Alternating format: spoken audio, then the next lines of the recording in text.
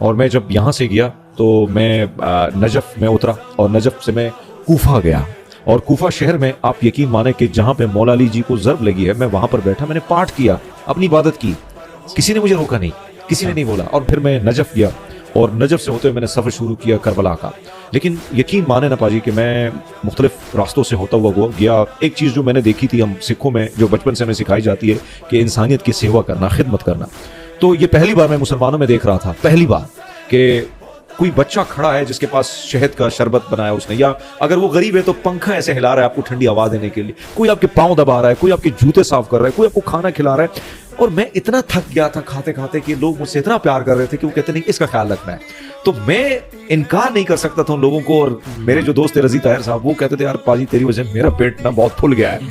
सो वो जो सफ़र था बड़ा कमाल का था। और जब मैं मौला हुसैन जी के हरम में दाखिल होता हूँ, जहाँ सामने बिल्कुल मौला अब्बास जी का हरम है, तो मैं ये सोच रहा था कि वो सामने वो नहर है, ये वो मैदान है जहां पे मासूम बच्चों को शहीद किया गया होगा, कैसा वो मंजर होगा, कैसे वो लोग होंगे जालिम। और आप वो वीडियो मेरी करबला पे देख सकते हैं जिसपे फिर मुझे अरबईन अवार्ड मिला, उसका जिक्र मैं लाजमी करूंगा। जी जी। तो मेरे रोंगटे उसमें खड़े हो जाते हैं। मेरे यूट्यूब पे ये वीडियो पड़ी है, वाकई आप रोंगटे देख सकते हैं, मैं फील कर रहा हूं। अच्छा, फिर 2.5 करोड़ लोग हैं, 2.5 करोड़ लोग में मेरी ख्वाहिश थी कि मैं हरम में जाके अंदर आ जाऊं। अब कैसे जाऊं, इतने लोग हैं। मुझे नहीं पता था पाजी कि कई रब्दा बंदा आएगा और वो मेरा फैन होगा। अच्छा। और वो एक डॉक्टर था यंग सा, वो मेरे पीछे आया, कहता है हरमीत सिंह है। मैंने कहा जी हाँ। कहते हैं आपने गजा में बहुत काम किया है। तो कहते हैं आप, मुझे पता है ना, मैंने आपकी वीडियोस आते हुए देखी हैं कि आप इमाम हुसैन जी के हरम में आप दीदार करना चाहते हैं। मैंने कहा जी लेकिन कैसे जाऊं। कहते बस हो गया काम। भाजी बिलीव मी, मैं मुझे वो कैसे लेके गया है, कहाँ मैंने वो दर्शन दीदार करके मैं वहां से वापस आया हूँ। वहां से मैं निकला तो यकीनन आपके आंखों में आंसू होते हैं। अगर आप इंसान हैं तो उस हुसैन जी का दर्द आप महसूस करेंगे। आप जब गुरु गोबिंद सिंह जी और उन साहबजादों को पढ़ेंगे तो तब भी आप उसका दर्द महसूस करेंगे। तो जब मैं बाहर निकला तो एक लड़का आया, नौजवान खूबसूरत आप जैसा, और वो मुझे ना गले मिलके रोने लगा। जब वो रोने लगा तो मैंने कहा क्यों रो रहे हो। कहता है यार आपकी वीडियो देखी है, जो मैं बस, मेरे पास अल्फाज नहीं कि मैं क्यों रो रहा हूं, बस मुझे आपसे गले मिलना है। तो मैं भी रोने लगा, वो भी रोने लगा। और फिर पता नहीं वहां से एक अरबी आया और उसने हमें पानी दिया, उसने हमारा बड़ा ख्याल रखा। सो वो एक स्पिरिचुअल एक सफर था जो हमेशा मैंने गुरुद्वारे में महसूस किया, मैंने वहां पे। लेकिन एक चीज जो मैंने महसूस की है कि भाई कोई नफरत ही नहीं थी, सब प्यार ही दे रहे थे। यानी कोई ये नहीं पूछ रहा था कि वो आप सिख हैं आप यहां नहीं जा सकते, नहीं नहीं नहीं, बोला पाजी आया हुआ है, और लोग प्यार कर रहे थे। तो मैं बहुत से लोगों को कहता हूं कि बहुत सारे मुसलमान दोस्तों को कहता हूं आप जाएं, आप करबला का सफर करें।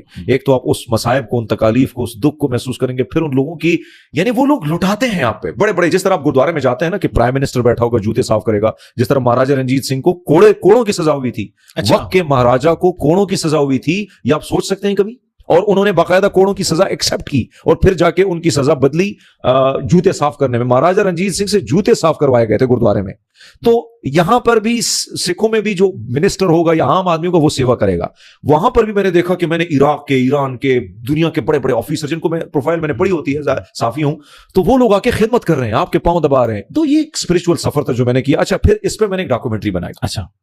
और डॉक्यूमेंट्री जब मैंने बनाई तो मुझे नहीं पता था कि मैं तो डॉक्यूमेंट्री दिल से बनाई थी पाजी। जो अल्फाज थे वो आप सुनेंगे तो वो दिल के ही हैं। जी जी। मुझे नहीं पता था कि मेरी डॉक्यूमेंट्री 70 कंट्रीज में पहला नंबर आएगा और ईरान ने उसके लिए मुझे सेलेक्ट किया। मैं पहला सिख हूं, पहला गैर मुस्लिम हूं जिसको ये अवार्ड मिला है।